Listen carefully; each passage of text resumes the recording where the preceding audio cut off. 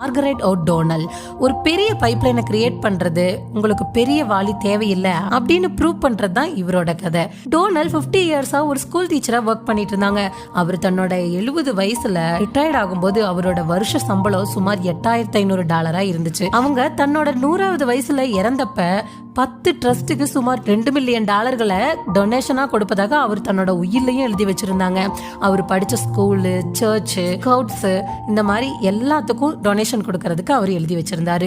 வருஷத்துக்கு $10,000க்கும் கம்மியா சம்பாதிச்ச ஒருத்தரால எப்படி இவ்வளவு பெரிய சொத்து சேர்த்துக்க முடியும்?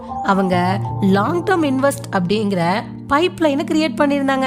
மாசம் ஒரு சின்ன அமௌண்ட்டை லாங் டேர்ம்ல அவங்க இன்வெஸ்ட் பண்ணிக்கிட்டே வந்தாங்க. அது காம்பவுண்ட் ஆகி பெரிய சொத்தையே சேர்த்து வச்சிருச்சு அவங்களுக்காக. மார்கரெட் ஸ்டாக் மார்க்கெட்டை பத்தி நல்லா புரிஞ்சு வச்சிருந்தாங்க.